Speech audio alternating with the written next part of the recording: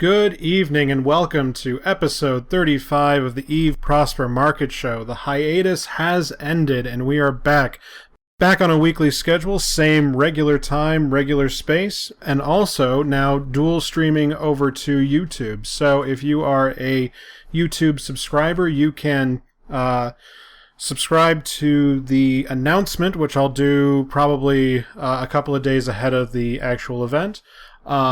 If you have trouble or qualms with Twitch, YouTube has just opened up their streaming service pretty wide, and I'm a pretty decent fan. We can broadcast to an event, the playback is ready immediately, and if you have streaming problems, they allow transcoding so that you can watch a lower quality stream and still receive the show. So I'm pretty happy about that. With that, we also have a little bit of news to get through for the show. I want to thank all of the patrons who have stayed patrons through the hiatus. Your support means a hell of a lot. It really helps keep the lights on for this show. It's been a help for keeping Hydrostatic going if you're a fan of that.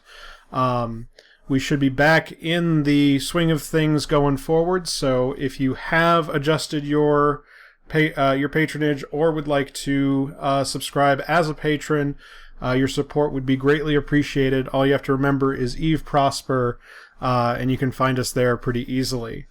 Next, to talk about the hiatus for just a second, I did show off some graphs in our show during the hiatus, right before Aegis, that I've been working on some predictions stuff. I'm still working on a lot of quality of life kind of work for the show in the background, so right now I am trying to rebuild the statistics package, trying to come up with a decent graphing package, and in the free time I have left over, also trying to work on some predictions.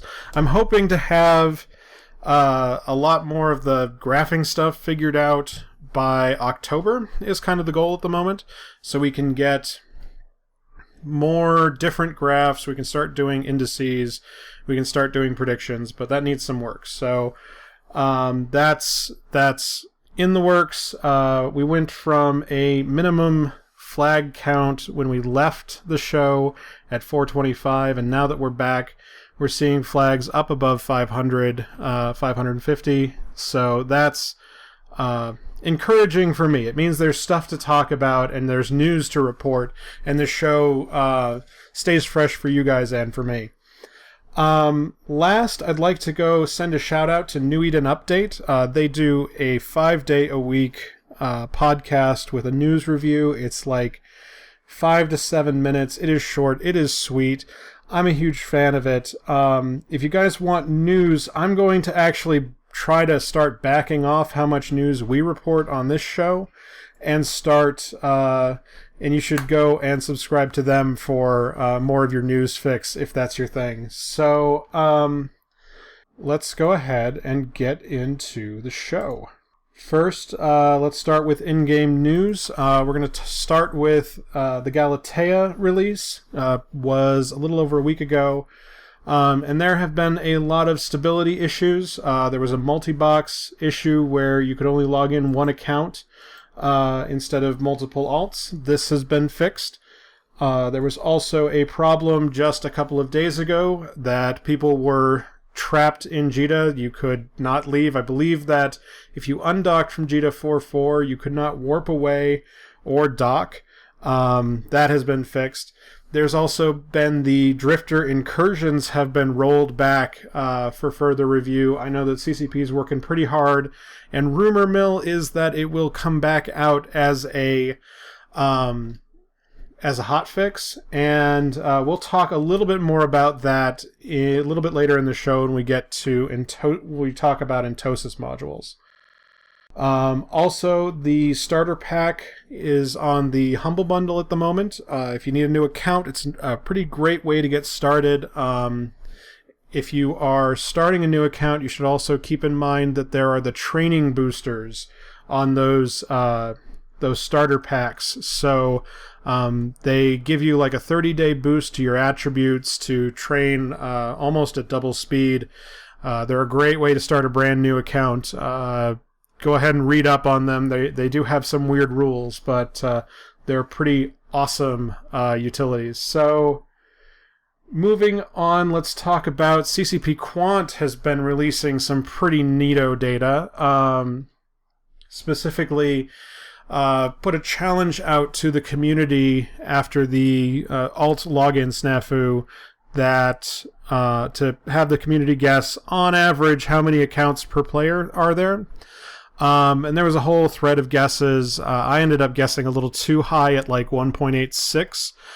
He said that the median estimate is about 1.5, and that's stayed relatively stable. So he also released these graphs. We've got the first one, which is a density plot saying that 65% of players have only one account, where the next 20% have two accounts, and tapering off pretty quickly from there. I kind of expected this 2 accounts and 3 accounts numbers to be about double where they are. Like, I'd expect the 2 accounts to be at about 30% and the 3 accounts to be north of 10%. These numbers really were unexpected. So, I mean, it's ridiculously interesting, and Quant was teasing that now with this data, you could go ahead and figure out just how many actual active accounts there are, active players, by working back some of the login information. I haven't sat down to really crunch it to figure it out, but I thought this was rather interesting, and CCP Quant once again coming to show me that I don't know graph porn. So, next, let's talk about the Alliance tournament. Finished up last weekend with the winners, Warlords of the Deep. Those finals, man, the final days were pretty epic. Some extremely expensive equipment was lost. Atanas and Cambions and all sorts of previous Alliance tournament prize ships were all vaporized. And it's really amazing to see that kind of effort thrown at the tournament. There were some really great matches in the finals. I was rooting for Camel, but Warlords of the Deep pulled ahead. Wish I got a chance to watch a few more of the matches, but life has been busy, to say the least. It's a pretty busy season around here. Next, Eve Vegas has been in and out of the news for the last couple of weeks, and rumors are that tickets are going fast. There aren't many left. This would be a great chance to get on. I will be going down there. Hydrostatic will be down there. We're talking about doing some sort of live broadcast from the show, but we don't know exactly how or where yet. The pub crawl has been updated. It had been scheduled and then quickly canceled because the venue closed like within 24 hours of them booking it. And there are a lot of great devs coming down. CCP Quant is supposed to be giving a talk, so I'm pretty excited to go down. I can't wait. So hope I see most of you guys there. And then there have been a whole bunch of other dev blogs, and I'm just going to touch over them really quick. One, there's been a Concord exploit having to do with delaying Concord response. I'm not particularly sure about the specifics, but there was an announcement today. Please don't break the rules. Don't get banned. I already talked about the Drifter incursions, and there's been a ton of new information about Citadels, so much that I have not had a chance to digest it, and I'd like to see if we can dedicate next week's news section to the Citadel review. I might go talk to Nullarbor about maybe doing like a little mini interview or something. I should actually go reach out to him. So, that's the news. Let's go ahead and move on to Plex. Plex has been hot. So we left at the start of July that we crested 1 billion for sell orders, but the average has not actually hit 1 billion until August. And then last weekend there was a huge peak pushing the price up 100 million-esque, and we're sitting now at about 104 I still think these prices are very high. I think we're above the normal. I still expect to be at 1 billion for the next 2 or 3 more weeks. But as soon as we get into the end of September and start of October, I expect the pressure to start rising again. A lot of this stuff has been hotter, faster, and in the wrong places, and so my predictions aren't particularly great at the moment. I want to go ahead and do the 1-year view just to sort of highlight what's going on. So if we're going to say past performance guarantees future results, we're going to see a rise here in October and the fall as people come back to gaming. Q4 tends to be pretty hot. I don't expect this giant spike again because I thought that was rather speculative, but depending on what CCP does in the November-December timeframe, depending on news of capital rebalancing or super capital rebalancing or Citadel rollout, we might see another spike.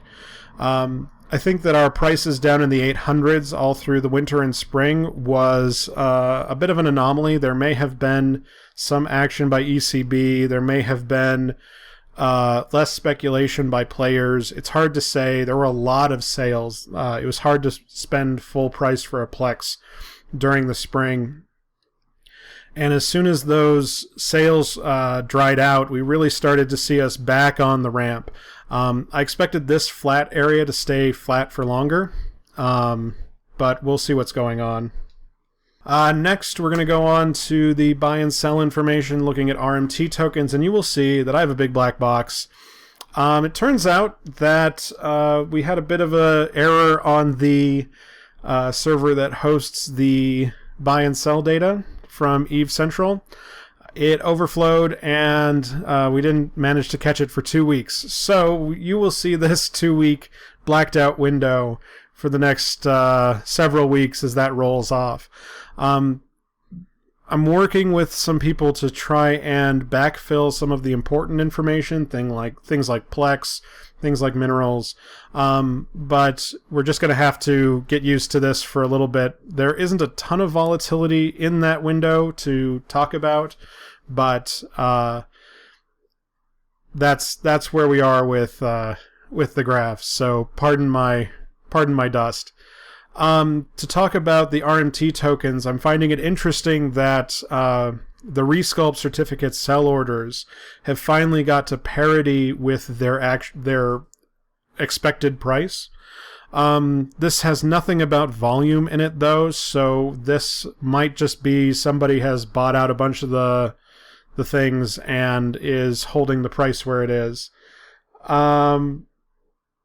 The other thing is that we've seen a little bit of volatility with Plex rising out of the window of the multiple pilot training certificates, and I'm finding it interesting that there is this extra spike that follows the original spike. So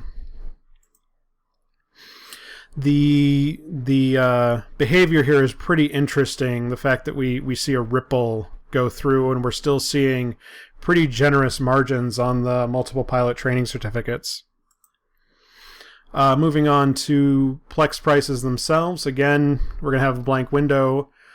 We saw that the prices spiked right with the Galetea release, and they have since rebounded. I still think that 1.01 billion is about where the price should be, but again, you guys have been listening to me overshoot and undershoot the prices for almost a year now, so we'll probably stay level at this 1.05 billion. Moving on to minerals.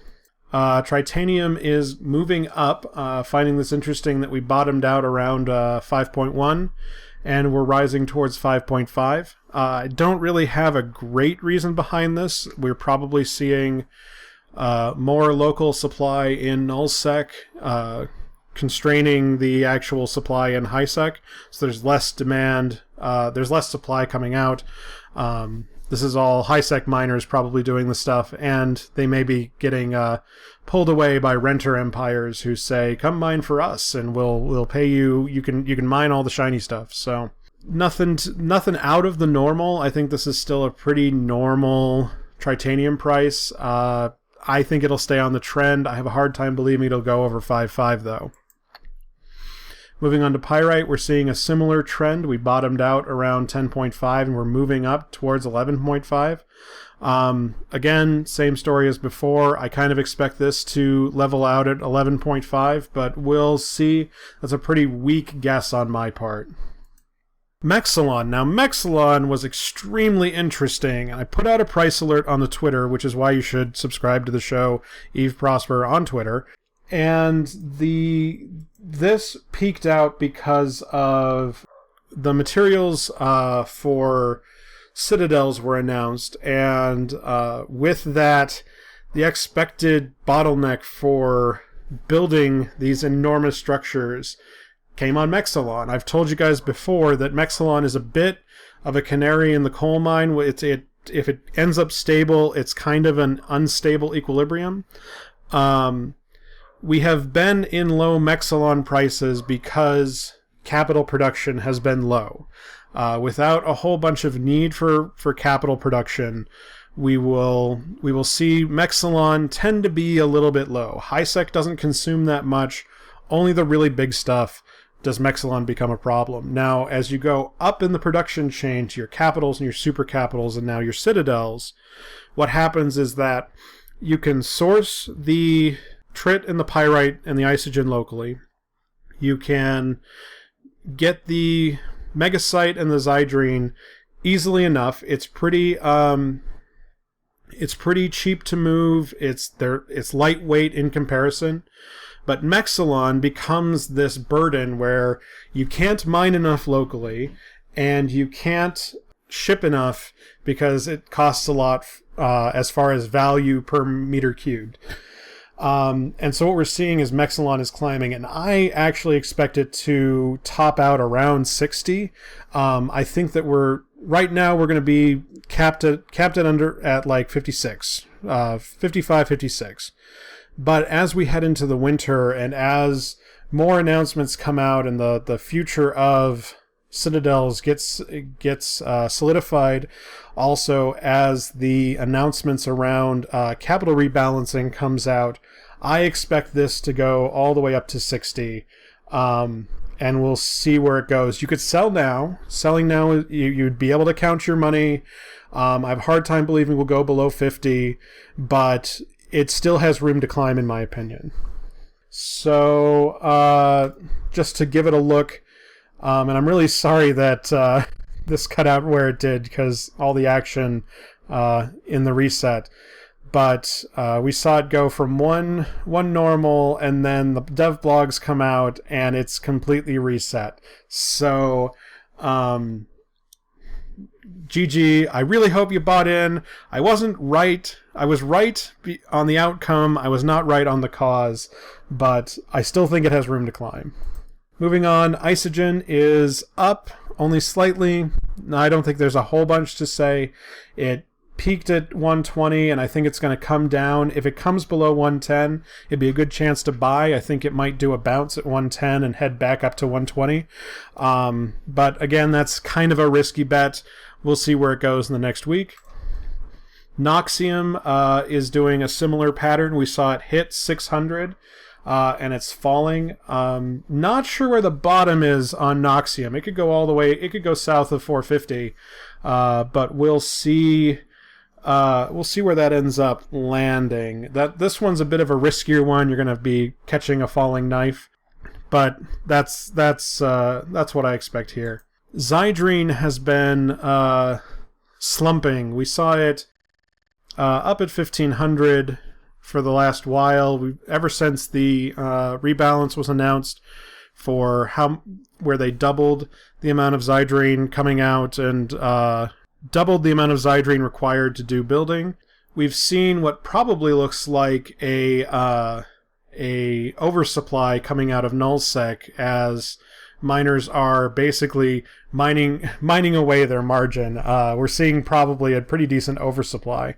There is some speculation here. It looks like there was a large sell-off leading here. There's some upward momentum, but I think it's going to keep falling. I would put the bottom of this at 1K, but that's pretty low. We'll see where Zydrine lands. And last of the T1 minerals, we saw Megasite on a similar fall, but it looks like it's getting propped up. We've got down to about 1350 and are rising up to about 1800, and we're falling again. This would be a good chance to watch for an overbounce. I would expect this to land around 1600, giving if all things stayed the same, but it also could continue falling. It's hard to really predict which direction it's going to turn from the data we have right now. And last, we see Morphite that has been relatively stable. We saw a dip around the Alliance tournament. Not exactly sure what that's coming from. That again may have been a bit of oversupply, but prices have been staying stable north of 12,000. I don't have any reason to guess that Morphite would go down, but with some of the trends in Tech 2 ships, it might eke up a little bit. So I'd keep an eye on this one. If you can get in at 12K or lower, it'd be a pretty decent buy. I have a hard time telling you that you can actually get the full 10% out of that, though, holding it for maybe a week. So keep an eye on this one. It might move either way. We might see a quick dip and another rise as we head into a higher traffic season. And then just to look at all of the minerals, their buy and sell prices, again, with the gaps, we're seeing pretty decent spreads in Morphite, showing that prices could lag down, pretty tight margins in Zydrine, and Megasite signaling that there might... Actually, Megasite is still signaling it might go down, but I think there's not a ton to say at the moment. Moving on to fuel. Fuel isotopes have been pretty interesting. We're seeing Caldari fuel continue to eke up. Looks like we're about to hit... we're up in the 850 range. Finding this interesting as a trend. I'm not sure if this is moon miners or producers driving this. We're also seeing a quick deflation of the helium isotopes, even though I expected this months ago. It looks like I'm not exactly sure what's driving it in the background, but it's down under 700, and we might start seeing it bounce around as miners switch from Amar fuel to something like Galetea or Caldari. Looking at fuel blocks, we're seeing Caldari keep its trend following the isotopes. We're seeing, it looks like Amar fuel blocks might be slightly undervalued, or Galetea fuel blocks are slightly overvalued. It's a little hard to tell. I should add the actual production costs in here, but looks like we're seeing the price of Amar fuel blocks is not exactly tracking the price of the isotopes as tightly, so there might be a chance to sell off some in the meantime. And then last, in the ice products, we look at strontium clathrates, where we're staying stable at just under 480. Not a whole lot of action here. I was expecting more with the Entosa stuff live and everybody needing it and that kind of thing, but we're staying really stable at the 400 mark, and volumes have been relatively stable as well. We've been seeing some large sell-offs, these big dips down to 440, but no huge buy-ins. Moving on to outliers. Let's start with advanced materials. Things are relatively quiet. The interesting things I saw were ceramic fibers continue their climb, but they look like they've stabilized a little around 280. Phenolic composites had peaked up to 1400 and are slowly losing ground. Fullerrides are also up, but everything else is staying relatively stable. This is mirrored down in the moon markets as well. There's not a whole ton of action going on.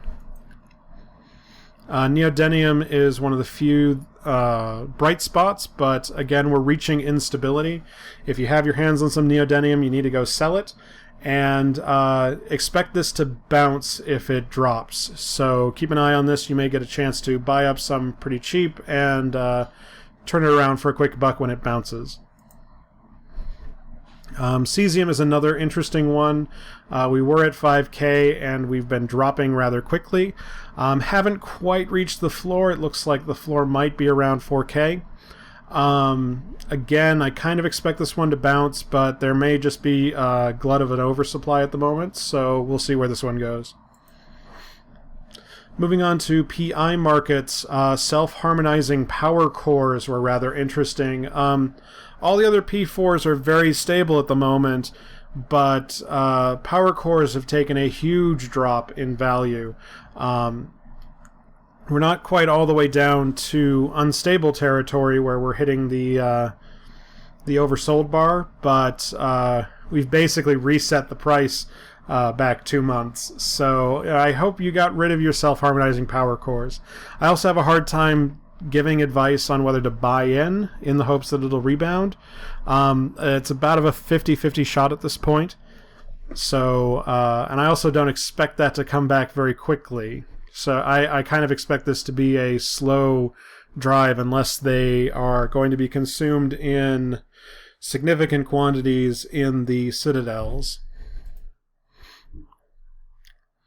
Moving on through PI, we see enriched uranium has been depressed. We're seeing there's been a quick turnaround in demand, lowering the price. This actually might be an oversupply, but I have a hard time justifying that as to who would be oversupplying it.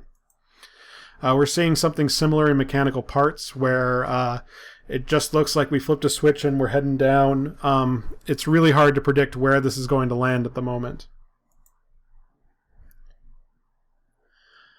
And next, just a quick look at the salvage markets. Burned logic circuits have been on a tear for the last few months. Volumes have been stable, but supply looks constrained. So if you're building rigs, this might be a item to watch out for in your margin, and it also might be driving the prices of other rigs up, so keep an eye on that. Moving on to the Entosis module, we're looking at the Tech 1 and Tech 2 versions. Again, with the discontinuity, we saw some blips up with the Galetea release, and the prices have been a lot more stable than I expected. The thing to worry about in Entosis modules is that when Drifter incursions come back, we will probably see a big fall in Antikythera elements. That will drive the price of Entosis links down. That will drive the margins on Antikythera way down. If you have those, get rid of them. Now's your chance to sell. The things are not going to get any brighter, so just get selling.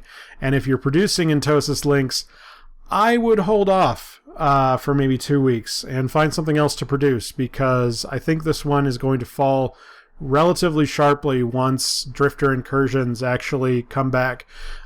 Keep an eye on that news. So you may be able to produce all the way out until a dev blog comes out about what they're doing with Drifter incursions, but you're playing with fire at that point. Moving on to ships, I went ahead and changed the view so that we actually have a standardized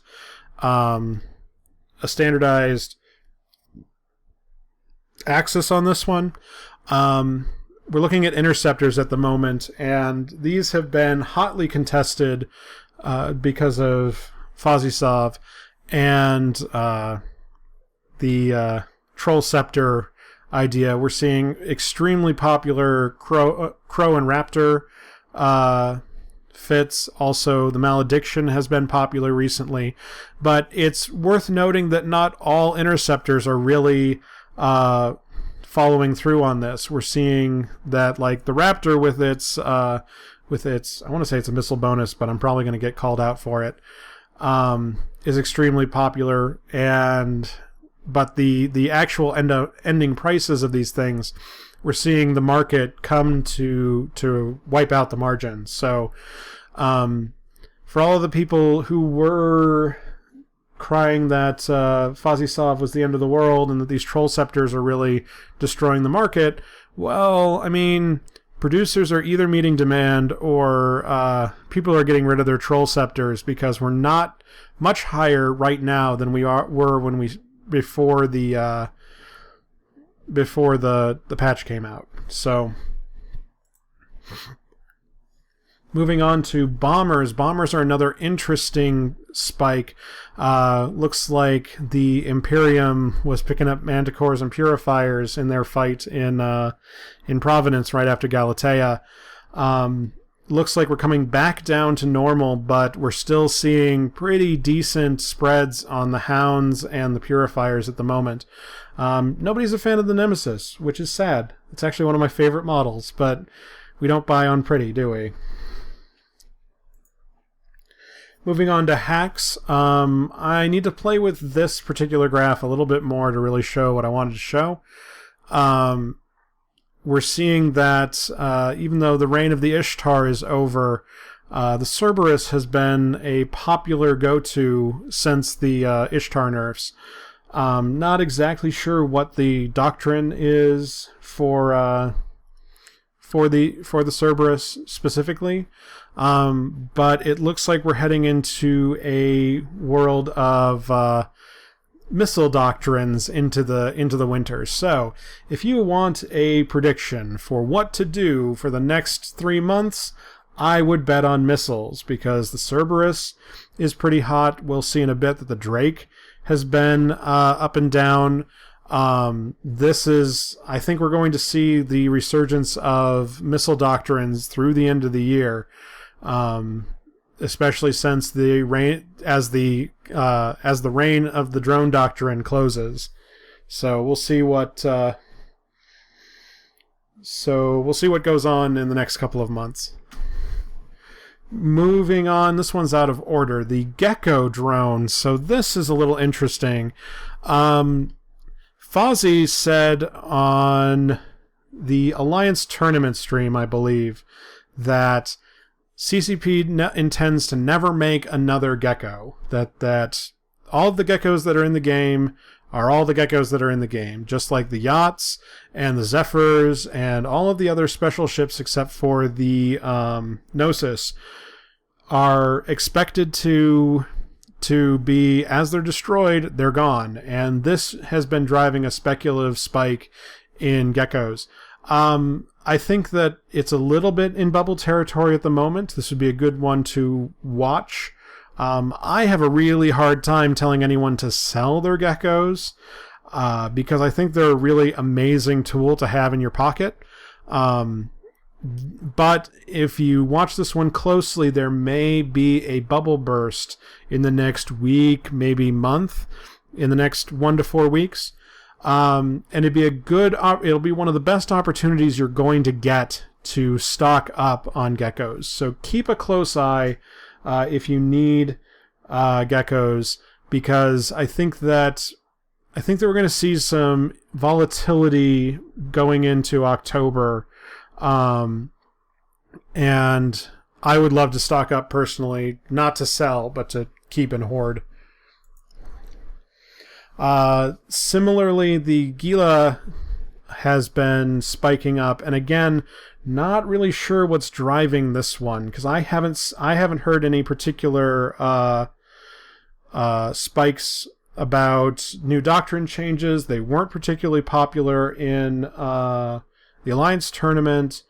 The drone doctrine is not super popular right now with the death of the Ishtar, but the Gila prices are as high as they've ever been. So if you have them, sell them. If you need one, I'd wait, because it's hard to tell if we're actually in bubble territory or if somebody has figured out a brand new way to use a bunch of these things. So we'll keep this one on the radar for the next couple of weeks just to make sure, just to see what's going on. Next ship is the Coercer, which has been on a hot streak and now has popped and is in a cold streak. This would be a great chance to buy a few because the prices are way low and it looks like we're under production costs. So I'd go out and buy a whole buttload. We'll see what happens again. I'll keep this one on the list for the next couple of weeks to see just how right or wrong I am, but with all of this volatility, it looks like there may have been an overproduction spike. Like, it looks like somebody may have bought a bunch and then gone, well, fuck, and sold a bunch. But we'll see. We'll see what happens. And then the Drake, like I was saying, we saw a huge spike, and that looks like, again, the same time as the Imperium invasion into Providence. We saw a huge spike in price and then a huge dip. It looks like producers may be overproducing at the moment. Now is a great time to buy Drakes. Not sure about the Navy Drakes. I need to add that to the manual tracking. And this would be a great opportunity to buy in. Again, if you believe me on the missile doctrine thing, the Drake is still kind of the king of missile stuff if you're not running a SERB. So this is actually a pretty decent buy-in my opinion. Another one on our list that has been rather volatile is the Basilisk. We've been seeing some high peaks and low troughs during the Alliance tournament. We saw it fall and fall and fall. This looks indicative of some production problems, like maybe some big producers have been getting out of this bubble may have burst and dropped a lot of producers out of the market, and then the market was suddenly too low and the prices shot up again. I think we're going to end up back at the 200 million steady state, but again, this is extremely unstable and really hard to pin what's going to happen exactly next. Next one, the Abaddon was tracking down against the trend. Well, so first it's following the trend of minerals, and then here at the start of August it's loosely following the price of minerals, and right now it is way outside of the trend of minerals. So this is a great chance to be selling Abaddons or building Abaddons, but I think that this heyday will end this weekend. So get in, get out, get your money.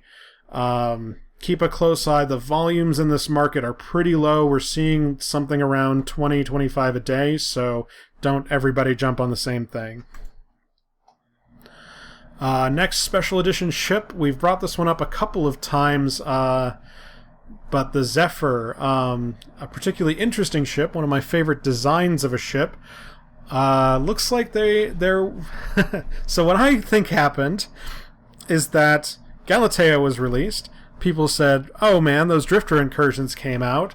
You know what I will do? I'll fly a Zephyr over there. NPCs don't shoot Zephyrs.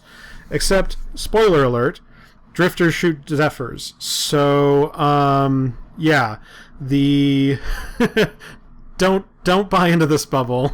If you have Zephyrs to sell, now is a good chance to sell them. But this market bubble, I think, is going to crash pretty bad. I think we're going to see some bouncing because these people who bought in for Zephyrs are going to look like fools when they finally figure out that drifters shoot Zephyrs. So I'd keep pretty far away from this one. Next one is the Bastion module. Again, lined up with the Imperium invasion.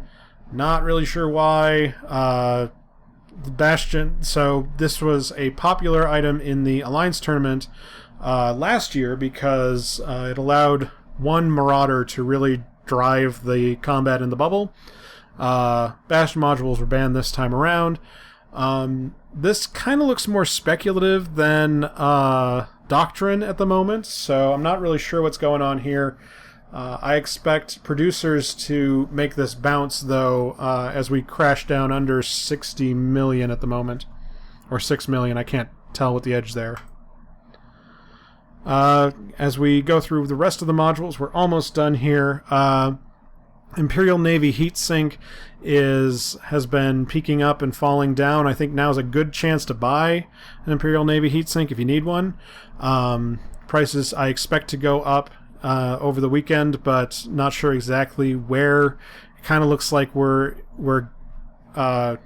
either at the start or just about to see a MAR loyalty point cash out.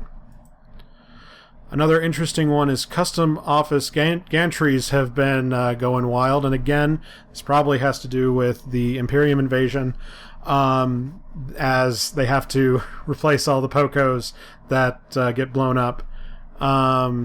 These are really high. If you get a chance to sell, this would be a good chance to get in. This actually would temper my prediction earlier about the interlaced nano whatevers, the P4s I was talking about.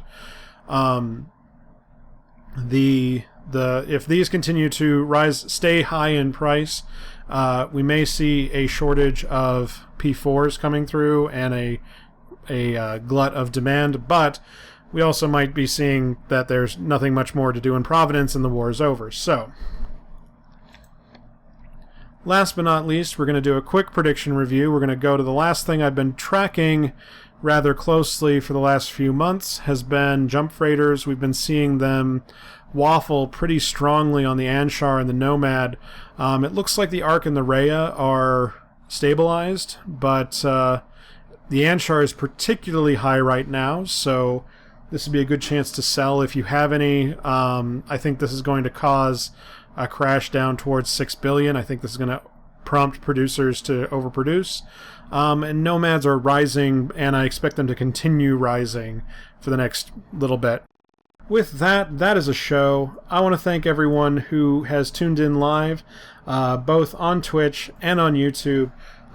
Thank you for bearing with the experiment on YouTube. I also want to put a big thank you out to the patrons who support this show.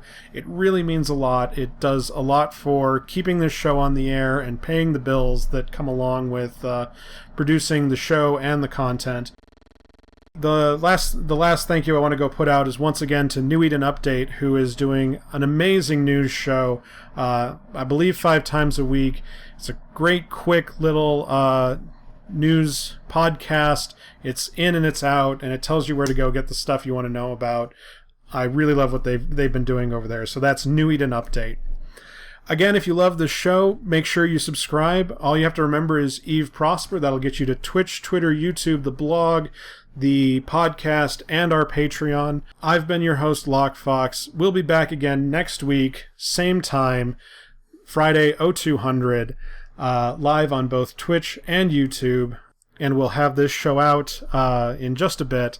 Thanks again for everyone who tuned in. We will see you next week.